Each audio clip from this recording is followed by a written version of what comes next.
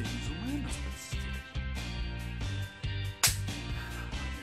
Salve, Chup Mini Bacon! É o bonequinho aqui. Rogério, Chup Mini Bacon. Salve, Rogério, beleza? Bom, boa noite, boa noite. Ué, cadê o bonete? Bonequinho de tudo. White Tommy, seja bem-vindo, White. Fala, bonetinho. Como tá você, bonetinho?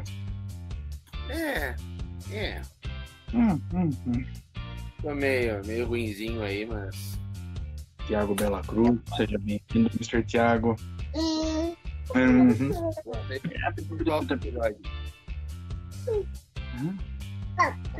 Opa!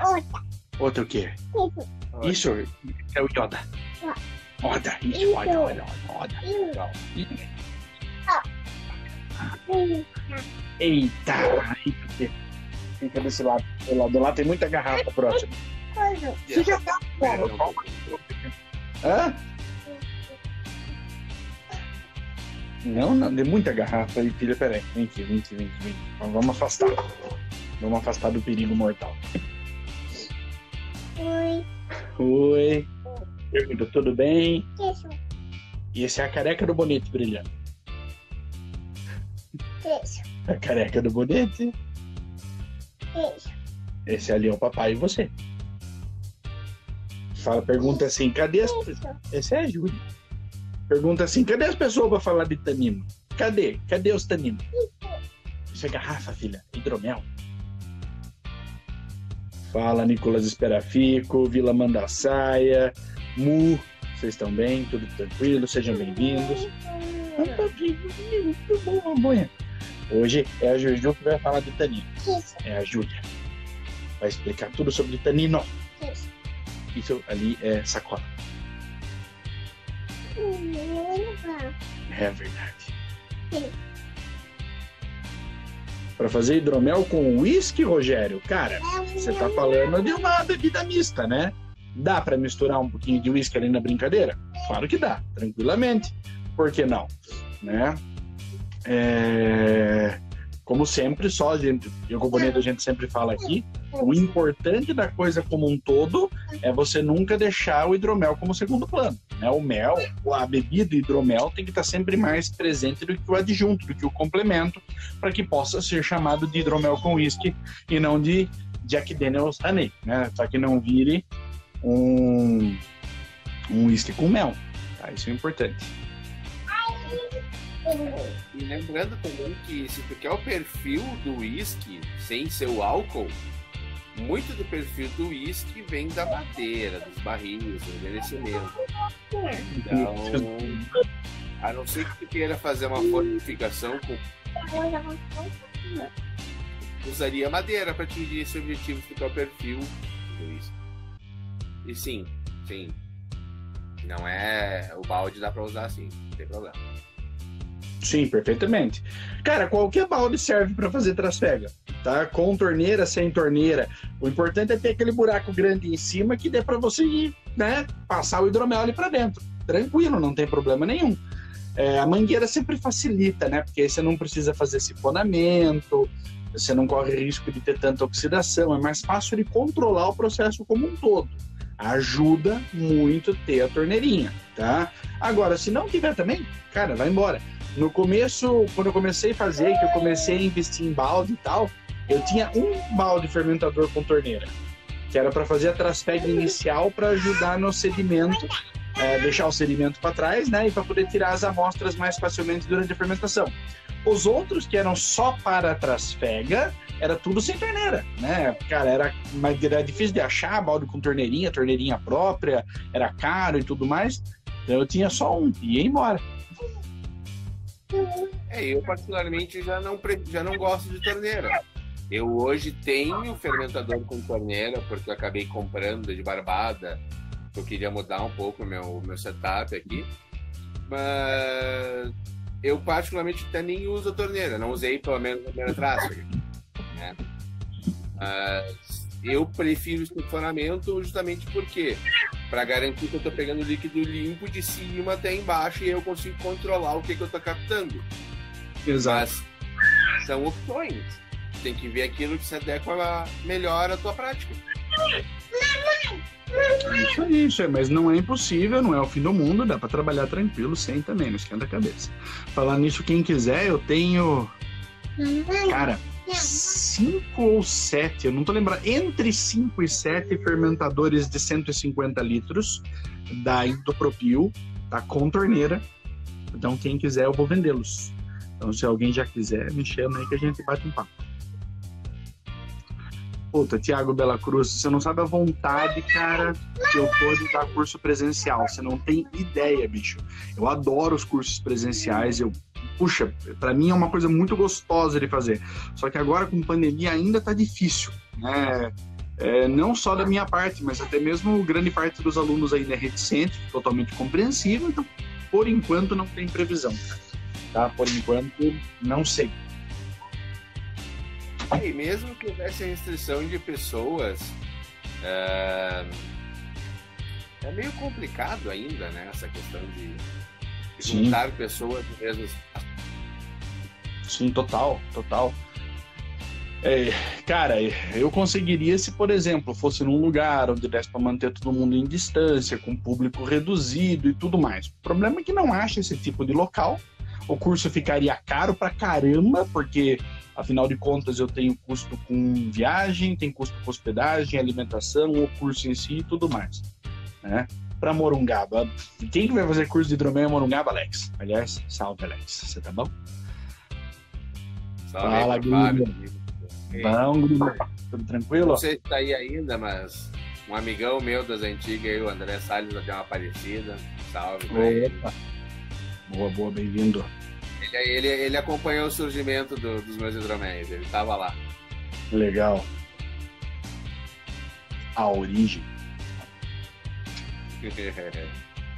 Ô, Alex, pra beber tem, cara. Só acessa ali odenteazul.com.br, compra, bonitinho, e não paga nem frete, porque eu vou voltar pra Morungaba dia 30. Então você compra agora, eu levo ali, bonitinho, você não paga nem frete. Ó, cara, que espetáculo, bicho.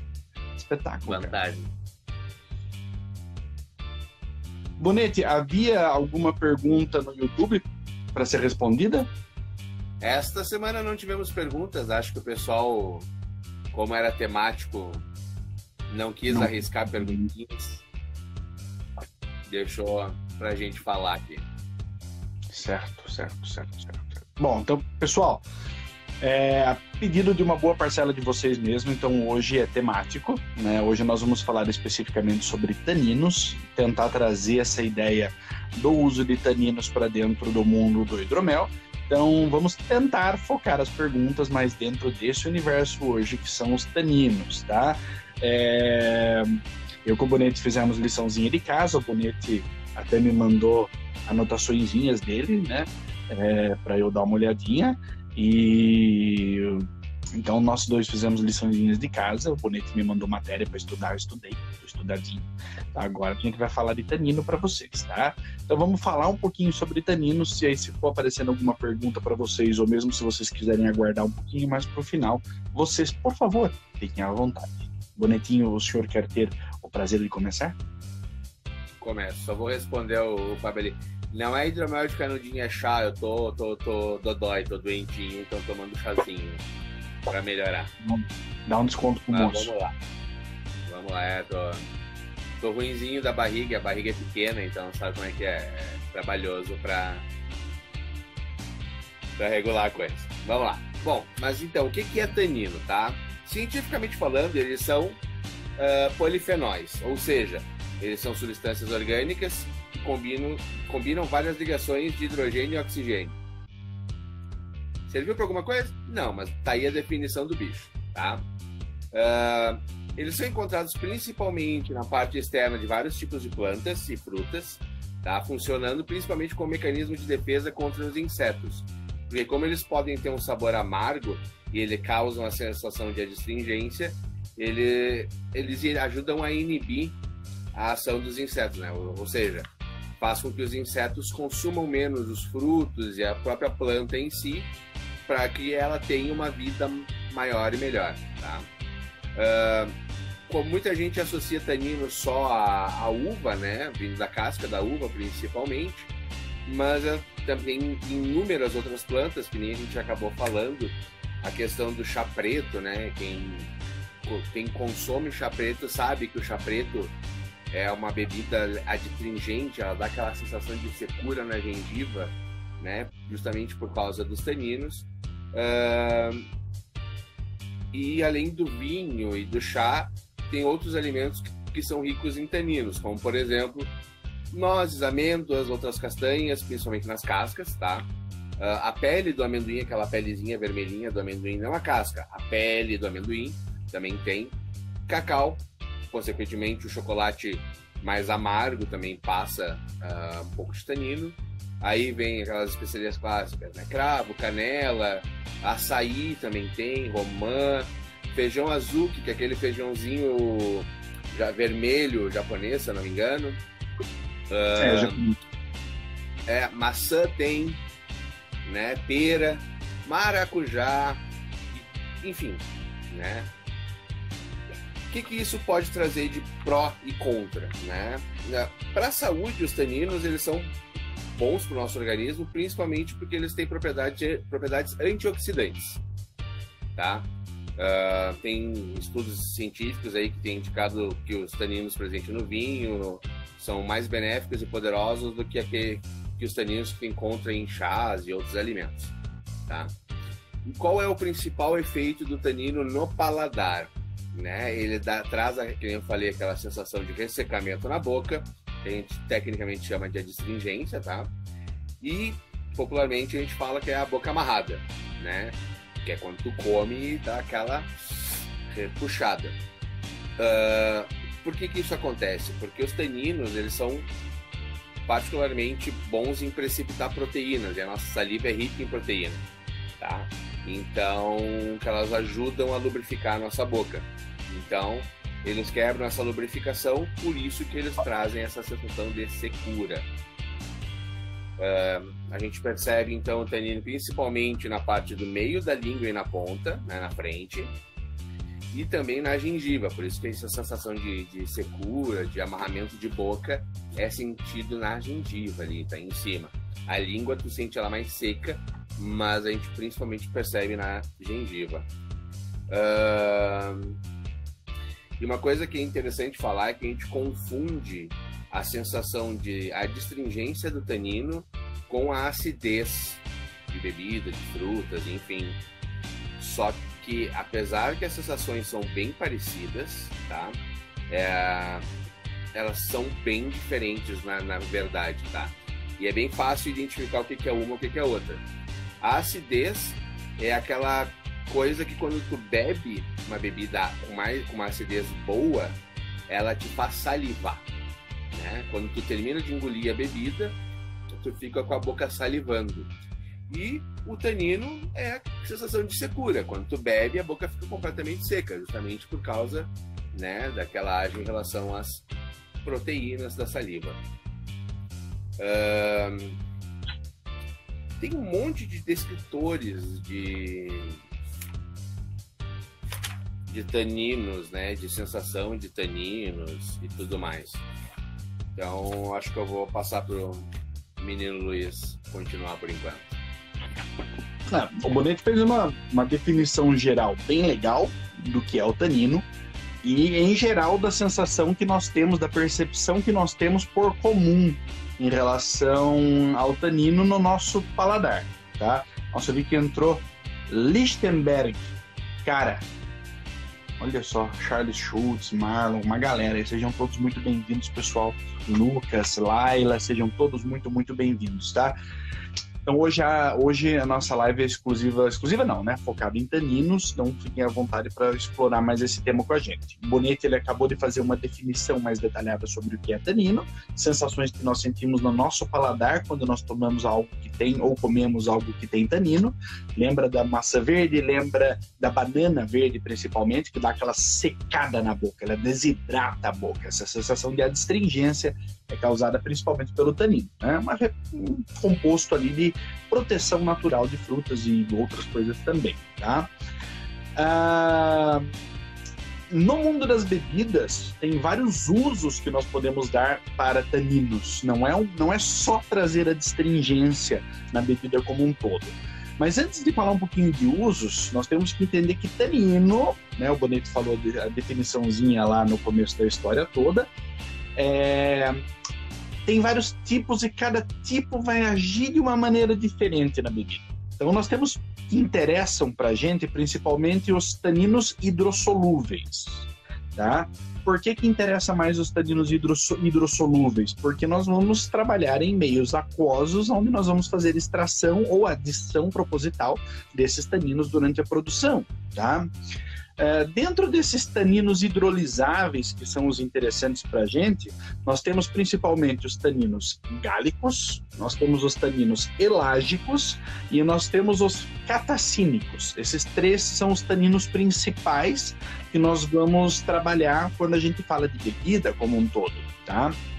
O tanino gálico, ele vem principalmente de maturação em madeiras, principalmente como o carvalho, tá?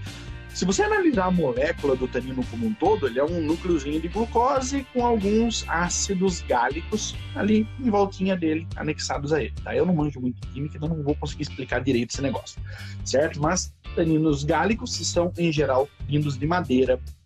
Eles trabalham mais na questão antioxidativa, como uma proteção para a bebida. Então, o tanino gálico não precisa de ensola na última etapa de maturação. Até porque a gente vai ver que, por mais que ele venha muito de carvalho ou coisas do gênero, ele acaba se transformando em elástico por algumas coisas. Mas eu posso comprar tanino gálico em pó ou adquirir outras fontes de tanino gálico e fazer a adição dele, inclusive no início de fermentação de bebidas, porque ele vai agir como uma proteção durante períodos de fermentação. Ele ajuda a estabilizar a cor, ele ajuda a estabilizar até alguns polifenóis, trazendo camadas de aromas mais complexas e mais fixas na sua bebida como um todo. Principalmente se a sua bebida tem alguma fonte de antocianina, né? O tanino gálico ele pode ajudar na fixação dessa antocianina ao longo do processo produtivo. Então pode ficar bem interessante também, tá? Vocês queriam falar de tanino, a gente vai falar de tanino, tá bom? Então, taninos gálicos, principalmente esse tipo de utilidade. E ele vem da onde? Nossa fonte, comprado ou extraído principalmente de madeiras, como o carvalho, tá? Mas o carvalho em pó, não na maturação em barrica. Isso é muito importante, porque na maturação em barrica o que eu extraio é tanino elágico. O tanino elágico, ele é o mesmo núcleo de glucose que tem o tanino gálico, só que em vez de ácidos gálicos, ele tem ácidos elágicos presos ali naquele núcleo. E o que é um ácido elágico? O elágico são dois gálicos oxidados. Então eles vão se transformar em um ácido elágico, tá? E por que na maturação em barrica eu tenho mais ácido elágico sendo transportado para o vinho? Porque o vinho ele penetra a madeira do barril que ele está maturando. Isso se eu estou falando de barrica, se eu estou falando de pedaços de carvalho maiores, cubos, ripas de carvalho que eu coloco na bebida em si. Eu tenho o vinho extraindo um meio alcoólico líquido, o tanino ali para ele, e eu tenho, por mais que seja pouco, mas eu tenho um pouquinho de oxigênio nesse meio aí. Então esse oxigênio vai ajudar a oxidar um pouco desse ácido gálico, transformando em tanino elágico e passando ele pelo meio aquoso para a bebida. Certo? Aí menos, ok? Então vamos lá. Então, o tanino elágico, ele trabalha um pouco mais a estrutura de boca. Então aquilo que a gente pega uma bebida, toma um gole, sente aquela astringência mais de boca, que vai ajudar, inclusive, a criar balanço, vai criar equilíbrio, né? Balanço não existe, talvez outra coisa, vai ajudar a criar equilíbrio na bebida. O tanino ele vai balancear a acidez, ele vai ajudar a balancear o dulçor, ele é uma característica chave em harmonizações, e quanto mais tanino elágico, eu vou ter mais durabilidade da bebida dela pronta. O gálico ele protege a produção da bebida e estabiliza ela. O tanino elágico ele vai dar durabilidade além de estrutura de boca. E ainda nós temos o tanino catacínico. O catacínico é o que vem principalmente da fruta como um todo, tá? Ele vem da casca da uva principalmente. A casca tem mais esse tipo de tanino, Se você falar das partes lenhosas, semente, cabinhos que possam participar de uma produção de vinho, por exemplo, aí eu tenho taninos gálicos, tá? Então eu posso ter essa mistura ali dentro da mesma fruta. Tô falando de vinho por quê? Porque vinho é mais comum a gente falar de tanino, então pode ser uma referência melhor para vocês. Mas se eu vou usar uma fruta na minha produção de hidromel e eu sei que na casca tem tanino, eu sei que no cabinho da planta também tem tanino, ou mesmo que nem o Daniel colocou ali em cima, né? Taninos gálicos tem também em barbatimão, em baúba e muitas outras plantas. Então eu sei que tipo de tanino eu estou utilizando. Parte lenhosa geralmente são gálicos e partes mais macias, polpas, cascas, eu posso ter mais dos catacínicos. E maturação em madeira eu posso extrair mais dos elágicos. Certo? Não? Cara, é que assim, ó. Isso é até engraçado, assim. O pessoal fala tanino, mas justamente não entende essas diferenças, né? Então, às vezes, esse primeiro susto, esse primeiro sopapo não é bom pra galera despertar, né? Mas é isso aí. O pessoal tem que começar a entender essas diferenças. Não é muito longe, não. É que nem se tu for falar de levedura e querer falar de muitos processos que acontecem ali dentro e a pessoa acha que o bichinho só faz álcool.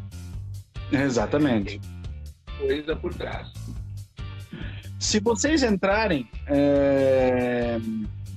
em lojas online que vendem insumos para bebidas, principalmente para vinhos, vocês vão ver que lá os caras, eles vendem uma pancada de taninos diferentes. Eles vendem diversos taninos, vindos de árvore frutífera, vindos de carvalho, vindo de semente, cara, vindo de um monte de lugar.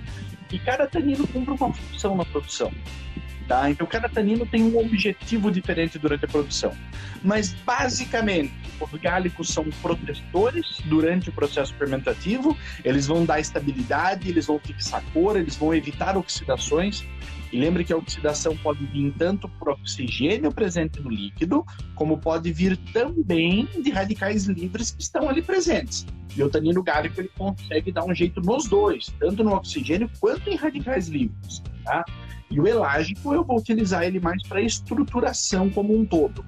O tanino presente em cascas e partes um pouco mais macias, que é o catacínico que eu falei para vocês, eles também ajudam na sensação de boca. Mas aí tem que tomar cuidado, porque existe um conceito no mundo de bebida que é tanino verde e tanino maduro. Né? A fruta tem que ter um nível de maduração correto quando você vai utilizar ela na produção de bebida. Se ela tiver meio verde ainda, não tiver tido incidência de sol suficiente, temperatura suficiente, esse tanino é aquele que às vezes quando você toma alguma bebida com esse tipo de tanino mais durinho, ele amarga um pouco do meio da boca para trás. Tá? Os outros taninos em geral, os taninos quando estão macios, o elágico principalmente, você vai sentir ele no meio da língua para frente, gengivas, ele vai dar aquela desidratada, aquela secadinha, mas ele não pode ser desagradável, ele tem que trazer benefícios, compor com a bebida e não descompor a bebida, tá? Então, bebidas que tenham esse tanino amargo, provavelmente foi fruta colhida fora da hora. Tá? Nenhum tanino que você compre para usar em bebidas vai ter esse tipo de característica negativa. Por quê? Taninos preparados para a bebida foram obtidos de fontes com a maturação correta. Então, é mais fácil você errar na sua matéria-prima do que você errar numa adição de tanino externo. Tá? E uma coisa muito importante, uma hora vocês quiserem falar, pô, tá legal, os dois loucos ficaram lá falando de tanino, comprou um monte de amostra de tanino e agora você quer brincar de colocar no hidromel. Lembre-se sempre daquela regrinha de tira uma amostra, faz uma diluição em quantidade controlada, bem medidinha, tipo em 100 ml, para ficar um número redondo, e aí quando você vai aplicar, atingir o nível que você quer, quando vai aplicar no restante do lote, você multiplica, né, o que você adicionou em 100 versus o volume que você tem ali. E sempre R para menos. Sempre R para menos, nunca força a barra. Tanino passou do ponto, difícil de você conseguir ajustar ele ali de novo, tá? Tanino tem sensações intensas no paladar e se passar do ponto, você acaba com a bebida. E é importante lembrar que o tanino, para ele incorporar de fato na bebida, não é na hora, tá? Ele demora um tempinho. Então você vai fazer amostras controladas, guardá-las por um tempo, e um tempo não é de hoje para amanhã, é meio mês, um mês, 2 meses, para ver como é que evolui, para ver como é que a coisa vai, e aí tu pega essas amostras, faz a degustação, e aí tu consegue, né, afunilar para onde tu quer, né? Então tomem cuidado e não se afobem porque vocês botaram e não sentiram diferença. Tem que dar tempo pro bicho agir. O que o Daniel colocou ali é muito verdade, ó. Ferver folha verde, né? Cara, você extrai um monte de coisa que não é necessariamente desejado. Mas você sabe que isso... Aí o Daniel... Cara, o Daniel pode dar uma aula disso muito melhor que eu. Mas mesmo quando você faz extrato alcoólico, se você deixa a quantidade de álcool muito alta, né? Álcool muito puro, ou se você deixa tempo demais, chega uma hora, ou a quantidade de álcool é muito alta, você começa a extrair coisas também indesejadas. Não sei o que o Daniel recomenda em relação à produção de extrato, mas eu particularmente eu compro álcool 90 e tralalá%, acho que 98%, e eu diluo ele. Eu chego ali a cerca de 55%, 50% de álcool, eu faço uma diluição com água destilada, e aí com essa solução eu faço o meu extrato. O que eu percebi ao longo do tempo é que você extrai coisas muito mais sutis e elegantes daquilo que você está estratificando do que se eu usar o alcão puro. O alcão puro, cara, parece que você passar do ponto acaba sendo um pouco mais fácil. Mas, cara, o Daniel pode falar horrores mais do que eu em relação à produção de extrato. É só uma percepção que eu tive ao longo do tempo. E até o próprio álcool é muito agressivo, sendo muito com o grau alcoólico alto, né? Ele por si só já vai ser agressivo na tua percepção, né? Então, pelo menos para mim também é isso, né? Eu tendo a diminuir ali para entre 45% e 50% dos meus extratos e funcionam bem. Tem extrato aqui de mais de 1, 2 anos e estão perfeitos, melhores. Sim, vai que vai. Não é isso que vai judiar do garoto. Cara, uma coisa que a gente acabou não falando é que, dependendo da composição do teu mosto, se tu botar, claro, dependendo do tipo de tanino, na fermentação, ele vai ajudar na clarificação, porque se tiver proteínas presentes no teu mosto, ele pode ajudar elas a aglutinar, e a proteína aglutinando, ela vai ficar pesada e vai cair na decantação mais rápido. Mas é com cautela.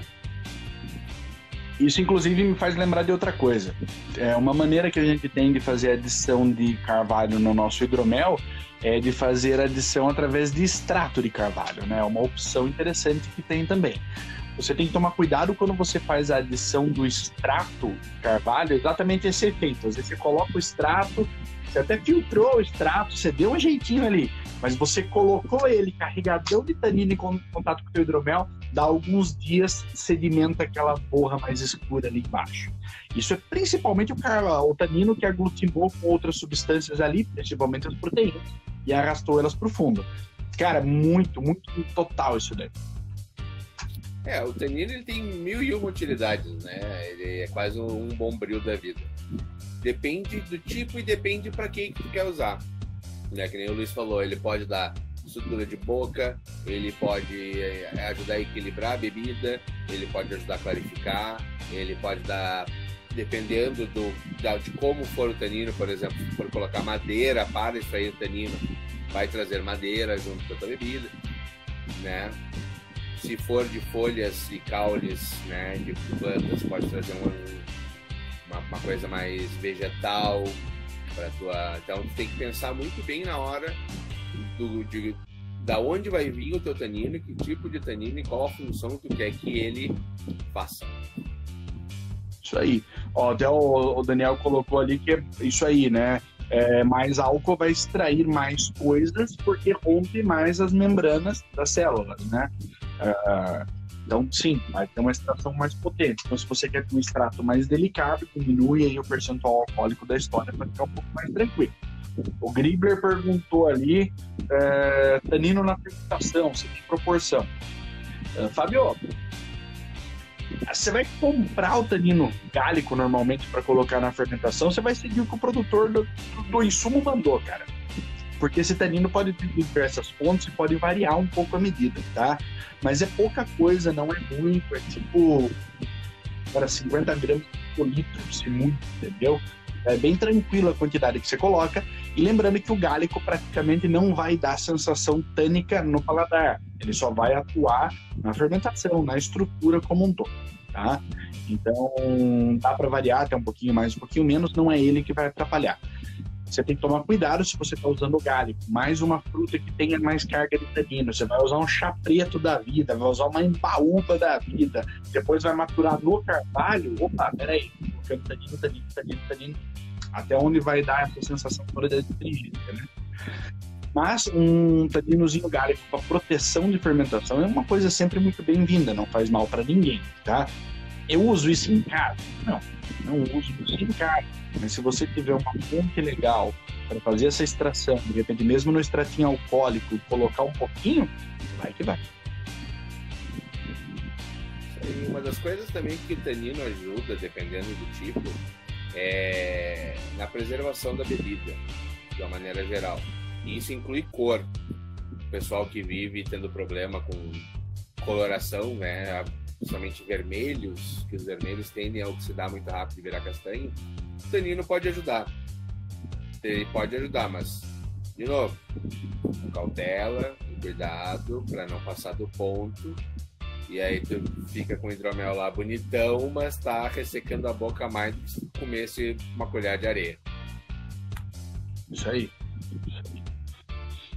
Que nem o Bonito até falou, né? O vermelho principalmente vem das antocianinas, né? E o tanino, cara, é amigão de antocianina, ajuda a preservar elas imensamente. E não só para uma cor bonita, mas a antocianina também faz muito bem pra gente. Então, se a gente conseguir preservar isso, além de tudo, faz bem. Então, por que não? Por que não trabalhar um pouquinho melhor? Eu acho, cara, que o Mandacaia colocou lá em cima alguma coisa que ele falou que quando ele fermenta, achei. Quando eu faço hidroméis com chá preto na composição, percebo que a fermentação ocorre de forma muito melhor do que quando não tem o chá. O tanino ajuda na fermentação? Ele pode sim ajudar na fermentação. E já que ele evita a ação de radical livre, já que ele evita oxidações de acontecer, o processo todo tende a ir mais macio para frente. Então pode ajudar sim. É certeza que isso vai acontecer? Não, porque tem um monte de outro fator envolvido. É uma mão na roda a mais? Com certeza. Salve, meu querido Evar. Vou começar você. É que assim, ó, muito do tanino tu vai encontrar referência em bebida pro mundo dos vinhos, tá? Por causa da uva, por causa do envelhecimento em barrica, enfim, tá? Então, assim, é importante, sim, uma coisa que o pessoal às vezes fica bravo. Ah, mas não tenho conhecimento para bebida, porque ninguém escreve sobre isso no hidromel e não sei o quê. Cara, pega a informação que tu tem, entende ela, passa para tua bebida e faz testes. Sei que hidromel é uma bebida que demora para te conseguir ter um resultado em teste, tá? Mas se tu não tem uma informação mais precisa, esse é o caminho, né? Não fica esperando vir uma publicação, vir um livro, algo falando assim, faça testes. Até porque muitas vezes a informação que vem, ela é para um determinado objetivo. Ela de repente não vai atender aquilo que tu quer, né? Quer ver uma coisa que é super comum que o pessoal reclama? Levedura nos pacotes. Ah, porque o pacote diz que fermenta 30 litros, mas eu botei em 30 litros e não fermentou. Ah, mas tu leu a ficha técnica? Tu viu quais eram as condições para ele conseguir fermentar os 30 litros? Né? Ou tu tá indo pela comodidade de tá dizendo ali? O que seria o ideal? Tu saber como é que funciona o processo fermentativo, saber quantas células, né, de levedura tu precisaria para fermentar tantos graus Plato, e aí com isso tu vai calcular quantos bilhões de células viáveis tu vai precisar. É muito mais chato? Mas assim tu vai fazer sempre certo. Falar em leveduras, eu tenho uma notícia sobre leveduras que vai deixar bastante gente feliz. Fiquei sabendo hoje que leveduras Lauvan estão voltando para o mercado brasileiro.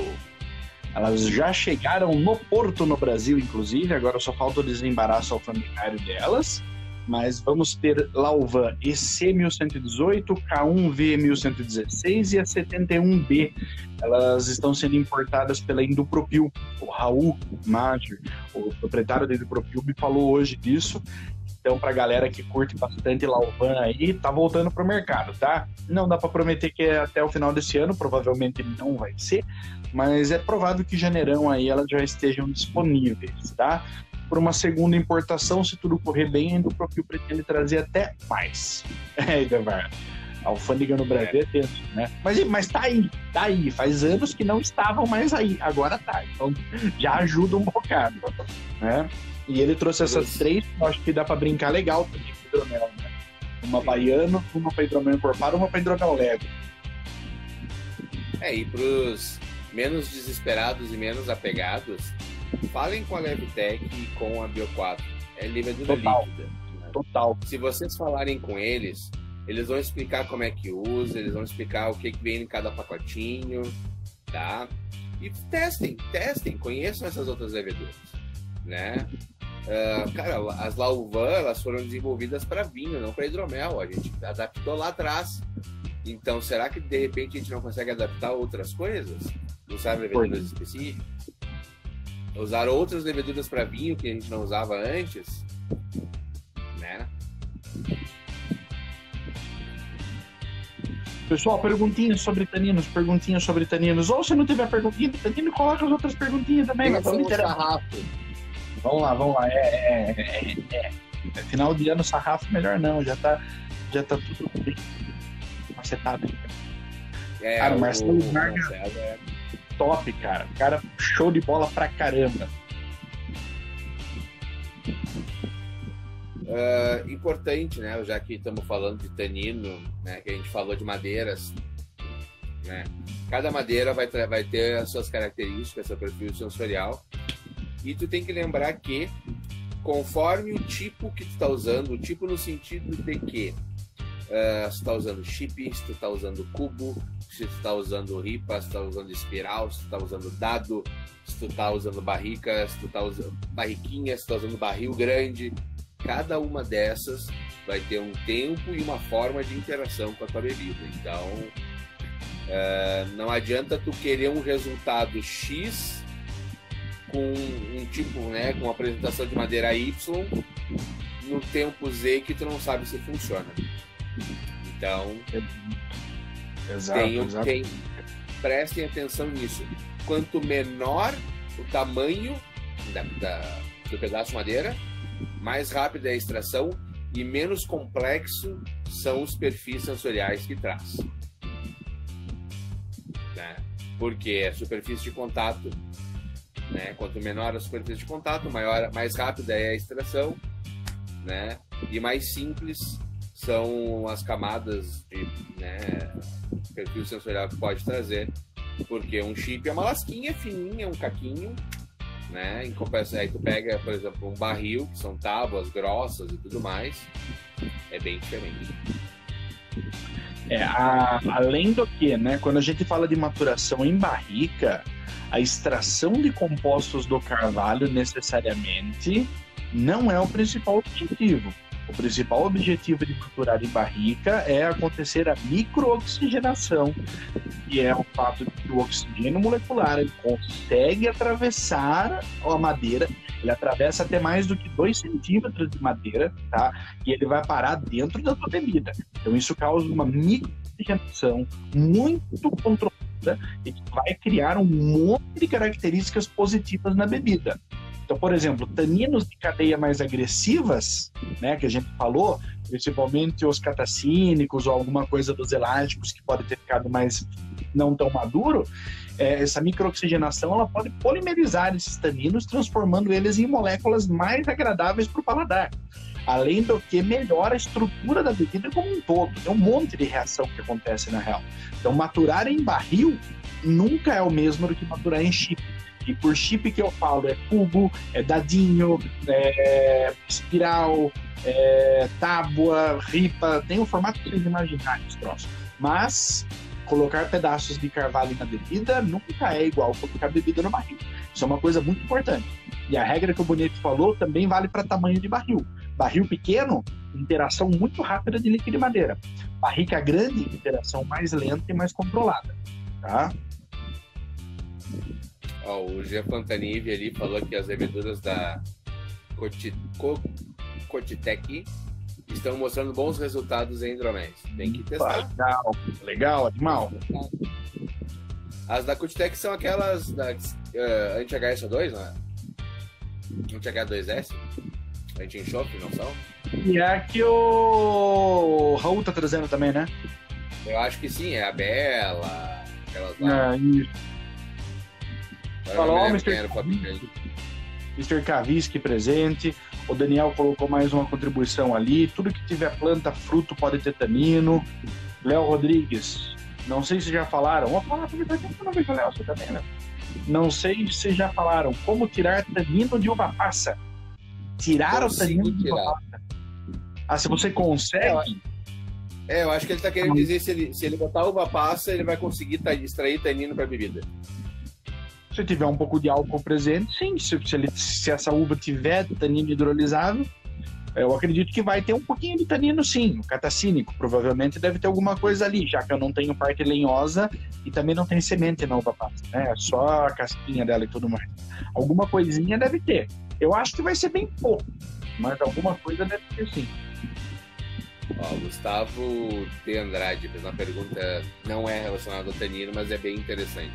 E é uma dúvida bem comum, né? Ouço dizer que a fermentação ocorre através do processo anaeróbico. Então, por que em algumas receitas eles pedem para aerar o hidromel após alguns dias da inoculação da levedura? Boa pergunta. A gente está falando aqui de duas etapas diferentes que a levedura vai ter dentro do teu mosto.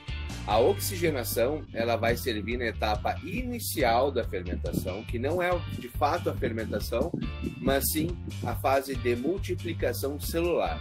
O que acontece? A gente vai fazer uma taxa de inóculo adequada, né, de acordo com a quantidade de levedura que a gente precisa, pelo teor alcoólico que a gente quer versus a quantidade de açúcar presente.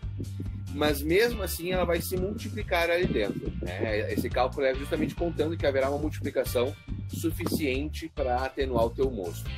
Então, a oxigenação ela faz parte do processo de multiplicação celular, tá? Quando a levedura para de se multiplicar e começa a fermentar, é quando a gente para de oxigenar o mosto e deixa ela trabalhar, de preferência, com o oxigênio que tem ali. Claro, tem metodologias que vão te dar a aeração do mosto até 2/3 da fermentação, 3/4, enfim, tem diferentes metodologias. A questão é para ajudar a manter a saúde celular legal, tá? Para garantir que elas não comecem a sofrer mutação, que elas não comecem a sofrer canibalismo, tá? Mas tem que tomar cuidado, porque a partir de um certo momento que já tem uma certa presença de álcool, se tu ficar oxigenando, pode ocorrer oxidação. Então, a ideia... Fala. Não, complete. Não, o senhor tá bonito sem bigode, continue. Complete. Não, eu ia falar que assim, é importante a gente entender a ideia de rota metabólica em células de fermentação, né? Olha, a levedura, ela é anaeróbica facultativa. Ela pode viver no meio anaeróbico ou não. O que a gente faz na fermentação é meio que forçar ela a viver anaeróbica. Ela pode viver aeróbica também, tá? Então ela troca a rota metabólica dela. A partir do momento que a rota metabólica dela virou anaeróbica, que ela está colocando para dentro da célula dela glicose, transformando essa glicose em gás carbônico e álcool, não tem oxigênio envolvido. Qualquer oxigênio que a gente coloque nesse momento ali no mosto, a levedura ela vai pegar, ela vai transformar esse oxigênio em ácido graxo, e esse ácido graxo ela vai utilizar na construção da sua parede celular. E essa parede celular tem que estar saudável, porque através dela, por processo de brotação, que a célula se multiplica. Tá? Então é assexuado anaeróbico, e o oxigênio, a única coisa que ele faz é virar ácido graxo. Tá? Por isso que a gente fornece oxigênio para ela, porque eu quero que a minha população de leveduras permaneça num nível legal durante toda a fermentação. Eu não quero ter um pico de população saudável no começo e uma reta decaindo até o final. Eu quero população saudável o tempo inteiro. Por isso, adições de oxigênio. Tá? Ela não vai trocar de volta a rota metabólica da levedura. Acabou ali. Ela já é anaeróbica, ela vai ter que continuar anaeróbica. E o que o Bonetti falou é muito importante. De um determinado ponto para frente, eu particularmente vendo o peixe de 3/4 de fermentação para frente, evita-se adicionar oxigênio, porque como já tem muito pouco açúcar presente no fermentado, eu não preciso mais puxar a população para cima. Deixa a população da levedura agora se autorregulando e terminar. Porque se acontece alguma coisa nesse processo, que a fermentação fica mais lenta e eu tenho oxigênio ali dentro, vou começar processos oxidativos. Aí eu começo a estragar o meu programa. Vou fazer o Joãozinho, né? O Piazinho, aquele que faz as perguntas, sabe? Tá, mas e por que eu quero um monte de levedura até o final da fermentação se eu quero que depois fique limpo e sem levedura? Cara, é simples. A levedura não vai só fermentar, ela vai reabsorver compostos que ela liberou dentro da tua bebida e que, se eles continuarem dentro da tua bebida, vão gerar off-flavors ou um perfil sensorial que não te agrade. Então, manter a tua levedura viva e saudável até quase o final do processo é importantíssimo, não só por fazer álcool. Lembrem-se, são bichinhos vivos, eles não são robozinhos que produzem álcool e CO2. Isso aí. Rogério, com pimenta rosa eu nunca fiz. Mas, cara, quem que fazia hidromel com pimenta rosa, Bonetti? Tinha alguém conhecido que fazia hidromel com pimenta rosa, cara? Não lembro. Eu tomei já cerveja com pimenta rosa, que também é chamada de aroeira, né? Sim, é legal, o fruto da aroeira. Pimenta rosa é o fruto da aroeira. Isso. Cara, é legal. A casca, ela é mais amarguinha. Aí dentro tem um frutinho que é um pouquinho mais doce, um pouco mais floral, frutado. Então é legal. Mas nunca fiz para te dar uma resposta assim mais nos drinks. O César colocou ali que comprei uma barrica de 10 litros de carvalho francês. Pergunta qual tratamento deve ser feito antes de utilizá-lo. Primeira coisa, encher de água, para que a madeira absorva um pouco de água, enche e vede-se. Tá? Que ela realmente se junte ali, toda bonitinha, e evite vazamentos. Ou se aparecer algum vazamento, você pode corrigir. Compra espeto de bambu, sabe, espetinho de churrasco de bambu, quebra pontinho como se fosse um prego e martela onde tiver vazamentinho, você consegue corrigir, e o bambu vai ser neutro, tá? Então é uma maneira fácil de você corrigir vazamentinho pequeno e não nas juntas de barrica, tá? Se for na junta, manda de volta para o tanoeiro que construiu e mandar o cara consertar. Depois disso, você vai ter que dar uma sanitizadinha na madeira. É bem-vindo. Primeiro uso, em geral, você não teria problema, mas sempre é bem-vindo. Uma coisa que você pode fazer é, depois que você tira a água do enxágue, você fazer uma segunda água com um pouquinho de metabisulfito de potássio, para dar uma eliminada em micro-organismos nocivos, ou você pode queimar uma tira de enxofre dentro do barril. Se você colocar no YouTube, você vai ver um monte de vinícola fazendo isso.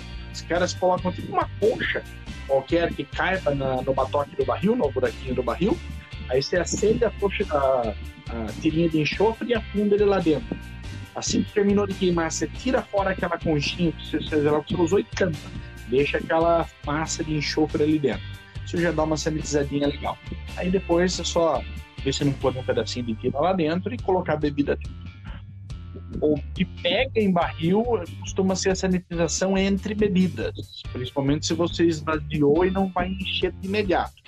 Se você esvaziou e não vai encher de imediato, lava bem o barril só com água corrente e aí coloca uma água com sulfito ali dentro para deixar ele protegido, cheio até a boca. Aliás, barril sempre cheio, tá? Barril sempre cheio até a boca. Nunca use-se metade no barril, a não ser que você estiver em 2-3 dias pensando em esvaziar. Aí você vai diminuindo. Mas barril sempre até a boca, tá? De preferência, em tempo, abre o barril, vai lá, completa com mais um pouquinho de bebida e toca o barco. A não ser destilados. Destilados não precisa, mas fermentados não, tem que encher. E tem gente que gosta de sanitizar entre usos com gás ozônio. Os caras compram aqueles geradorzinhos de ozônio e taca gás ozônio lá dentro. Cara. Vinícola hoje em dia usa ozônio. Tá? Não é caro os poucos geradorzinhos de ozônio. Mas aí vai de cada um. Eu me perdi. É isso aí. Mais completo que isso não tem. O Caio Melo perguntou se existem madeiras comuns no Brasil boas para extração de tanino. Uma o Daniel já falou lá em cima, que é Imbaúba. Tá, principalmente nas cachaças se usa muito madeira nacional, né? Agora está começando a se usar em outras bebidas. O problema é que a maioria dessas madeiras que são usadas para envelhecer bebidas nacionais, elas estão ameaçadas de extinção já. Mesmo as que são produzidas para esse fim também, são plantadas já com esse fim. Elas estão ameaçadas. Então, exclusivamente para tanino, teria que testar. Por quê? Porque não depende só da madeira. Por exemplo, carvalho. Tem carvalho francês, carvalho americano. Cada um deles tem um perfil diferente por causa do seu solo. E também, mesmo dentro da França, mesmo nos Estados Unidos, né, dependendo da região que ele vem, do tipo de carvalho, vai ter taninos diferentes. Então, tu vai ter que pegar aquela tua madeira e ver. Por isso que a indústria usa tanino em pó, né? Tanino pronto para isso, para não ter esse risco de ter variações. O MH Carve perguntou ali no pontinho de interrogação perguntativa. Fazendo um timer com uva de mesa mesmo, tipo Nubia, Itália, consigo extrair um tanino mais marcante? MH, muito pouco. Porque uvas para consumo in natura são uvas que têm que ter o mínimo de tanino possível. Elas têm, em geral, o mínimo de tanino, em geral tem baixa acidez, em geral é mais sabor, tá? Por quê? Tem que vender e o cara tem que gostar de comer ela pura. Né? Esse é o principal ponto dela. Tanto que hoje em dia a maior parte dessas uvas comercializadas para consumo in natura, inclusive, são sem sementes. Porque se o cara morde a semente, tem aquele taninão, amarra tudo, o cara fica putaço da vida, não come mais. Então, em geral, muito pouca coisa, tá?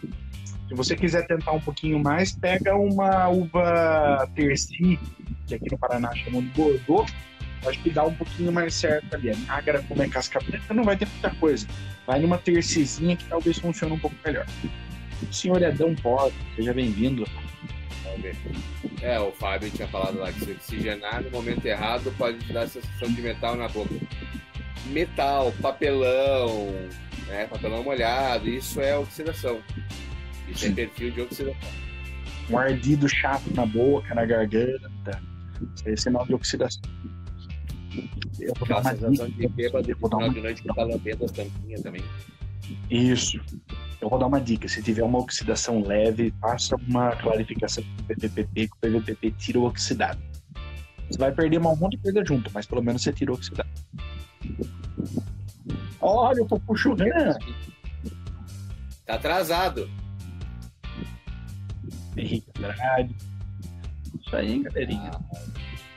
Perguntinhas, povo. Perguntinhas. Aproveitem, perguntinhas.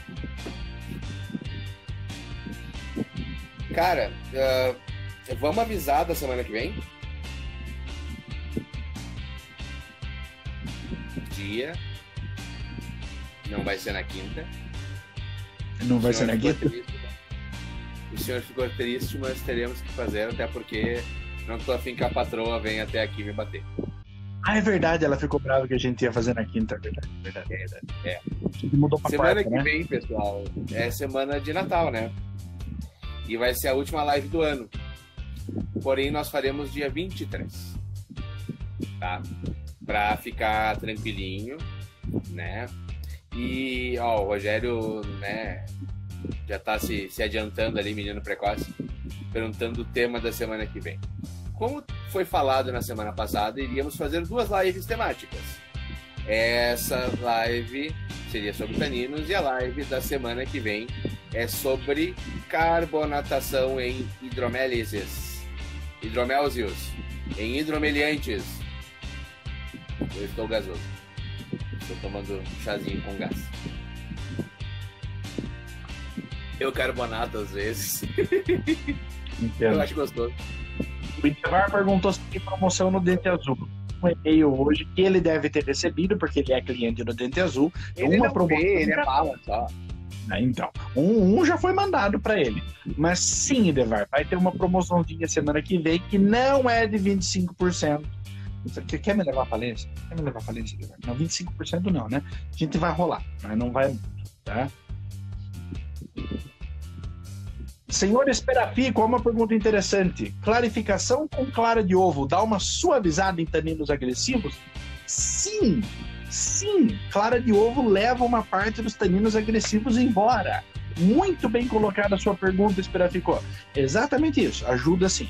Então, se você tem ali um hidromel que está meio taninoso, um tanino mais amargo, um tanino um pouco desagradável, tanino verde, como nós falamos, faz uma clarificação de clara de ovo.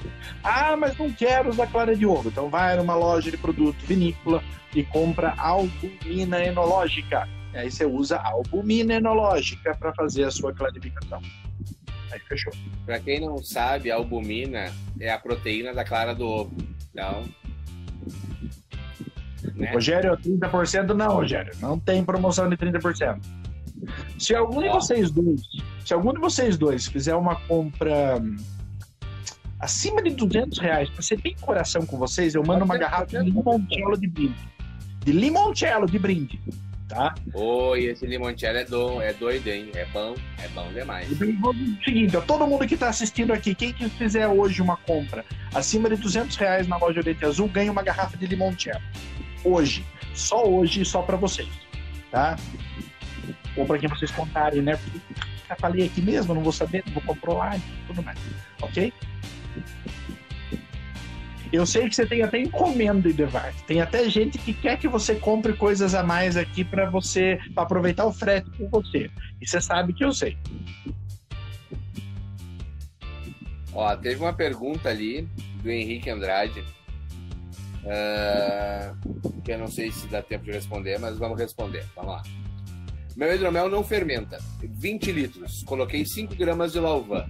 Depois coloquei nutriente. Fermento fervido. Nada aconteceu. Coloquei mais 5 gramas e até agora nada de fermentar. Não vejo sair bolhas do airlock. Eu vou falar de tudo. Teve gente que não me ouviu ainda. Airlock não mede fermentação. Eu adoro falar isso. Gente, de novo, airlock serve para evitar que ar do ambiente entre para dentro do seu fermentador e permitir que CO2 saia. O que pode acontecer? Se o airlock não está funcionando, você pode ter um problema de vedação. Começa por aí. Você falou que colocou 5 gramas de lauvan para 20 litros. Qual fermento? Qual a densidade? Tinha mais coisas? Depois tu colocou nutriente. Que nutriente? Quanto de nutriente? Né? Colocou mais 5 gramas. 5 gramas do quê? Entendeu? São muitas coisas que faltam informação. Tá? E foi aquilo que eu falei antes. Não é porque o fabricante diz que eu vou falar o bom português, depois eu edito para ir pro canal lá na segunda-feira. Não edita não, vai tudo. Não pode, porque senão o seu canal pode tomar ban, porque não é palavrinha feia. Não é porque o fabricante diz de pacotinho fermenta 20 litros que ela vai fermentar 20 litros. Ele não está te informando ali qual a densidade. Ele te diz que aquela levedura tolera até, sei lá, 14%. Mas ele não disse que aquele pacotinho vai fermentar 20 litros a 14% de álcool. Tu tem que ir lá na ficha técnica. Ainda assim, na ficha técnica não vai estar exatamente completo. Então, façam cálculo de inóculo. Tá? Façam cálculo de inóculo. Não é difícil, tem 20 mil calculadores na internet. O Luiz tem uma, que é só baixar lá do Pompeia, do site do Pompeia. E outra coisa, a calculadora é para celular, é para Android. Não adianta baixar no computador, tem que baixar para celular. No celular está lá. Tá? Agora temos infos boas. Ó, Lauvan 71B, 20 gramas de fermento como nutriente, 1090 de densidade inicial, 25 Brix. Underpitch. Botei Total. depois de novo. Outra coisa, fez a hidratação da levedura direitinho, bonitinho, que nem o fabricante manda? Porque se tu não botar ela hidratada, bonitinha, com cuidado no teu moço, resolver abrir o pacote e jogar lá dentro, ela vai tomar choque osmótico, vai morrer e não vai fermentar. Na verdade, assim, vamos fazer um... Já estouramos o tempo, mas vamos fazer uma sequência de tempo, uma sequência legal aqui para você dar uma geral, Henrique. Primeiro de tudo, quando você hidratou a levedura, e eu espero que meu boneco falou que você tenha hidratado a levedura adequadamente, ela mostrou sinal de atividade, ela espumou ali na água bonitinho, porque isso mostra que a levedura está ativa. Se você só colocou ela na água e ela foi afundando, provavelmente a sua levedura não estava legal. Você colocou morango com gengibre onde? Na hidratação? Eu vou morango com gengibre, eu vou pular. Mas vamos lá. Ela mostrou que ela estava bem ativa. Isso é o primeiro ponto. O segundo ponto, pela densidade do seu líquido, com certeza faltou levedura, tá?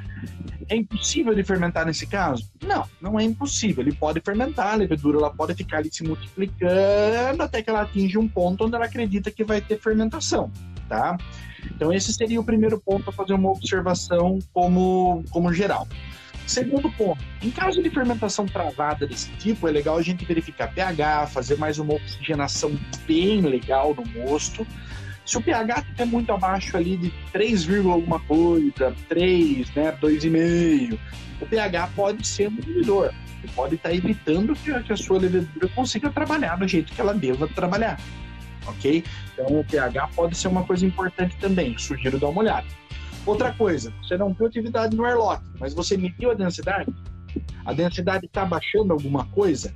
Porque às vezes pode ser que a fermentação não tenha arrancado do jeito que você queria vê-la, mas pode ser que devagarzinho ela já esteja tomando corpo, tá? Eu acho que... E se tiver um vazamento, não estiver bem vedado, não vai aparecer atividade na airlock. Vai fermentar e não vai aparecer nada na airlock. Sim, exatamente. Então, cara, dá uma geral nesses pontos, principalmente agora. Se você colocou levedura ali dentro, por mais que seja menos do que o ideal, a densidade baixou para 1060. Então, está tendo fermentação. Se a densidade está baixando, está tendo fermentação. Provavelmente ela está lenta porque você está com uma população muito baixa de levedura ali dentro. Por isso que você não está vendo uma atividade grande. Ele falou ali, o pH 36. Tá tudo tranquilo, tá? Então, para dar um up no negócio ali agora, dá uma boa oxigenada nesse seu mosto de fermentação, dá uma oxigenada legal mesmo, cara. Para quê? Lembra que lá no começo do dia, não sei se você estava desde o começo da live, mas mais ou menos ali pela metade a gente falou que o oxigênio é importante exatamente para a multiplicação celular, para que eu tenha uma população ativa de leveduras que seja bem bacana. Então, está uma fermentação muito lenta, mas está acontecendo, agora é a hora de uma oxigenação bem nervosa ali para dar um up nessa população como um todo, tá? Preferência, uma bombinha de aquário, pedrinha difusora, mergulha ela ligada lá dentro, larga uns 20 minutos ela trabalhando ali para dar uma oxigenada bem bacana. Importante, faça a remoção de CO2 antes da oxigenação. Isso, importantíssimo. Por quê? Se o teu pH está em 13,6, pode ser que tenha muito ácido carbônico dentro do teu mosto, tá? Isso vai ajudar a reduzir o pH. E tu tendo muito CO2 dissolvido no teu mosto, por causa da fermentação, ele vai impedir que o oxigênio seja incorporado de maneira efetiva. Por quê? Porque ele está tomando todo o espaço que gases podem tomar dentro do líquido. Então, remove bem o CO2. Quando parar de sair bolinha, quando parar de espumar ali, de tanto mexer e tirar o CO2, aí tu faz a oxigenação. Isso aí. Beleza, turma? Bom, eu e o Rubanete já estamos fazendo hora extra aqui hoje. Muito obrigado a todos. Graças ao Idevar, quem fizer compra acima de R$200 hoje vai ganhar uma garrafa de limoncello, que nem consta mais à venda, tá? Mas eu dou uma garrafa de limoncello para quem fizer a compra. Bonitinho. Tá até aqui. Só para deixar vocês com vontade. Olha aqui. Esse é o meu limoncello. Bonitinho, tá? Então quem quiser comprinha hoje tem. Próxima live, quarta que vem, não é quinta, porque senão a patroa briga. É dia 23. Dia 23, tá? Próxima live dia 23. Pessoal, muito obrigado, tá? Pela participação hoje. Foi tão boa que a gente passou do tempo, tá? Semana que vem, então, live dia 23, para falar de carbonatação. Live especial de final de ano, porque vai ser a última do final do ano, tá? Esperem surpresinhas, né? O assunto vai ser carbonatação, mas esperem surpresinhas. Vamos tentar inventar alguma marotagem aí para vocês. E até a próxima. Não se esqueçam que o vídeo estará no ar segunda-feira, para quem não pode acompanhar. Sempre às 19 horas, meu caro Henrique Andrade. Sempre às 19 horas, tá? Pessoal, muitíssimo obrigado pela presença de todos vocês em mais essa live dos hidromeliantes. Valeu mesmo, obrigado. Quer comprar hidromel? Compra na loja odenteazul.com.br. Tá? Compra. Idevar, faz pedido. Presente de Natal, vou comprar lá aqui. Tchau pra você.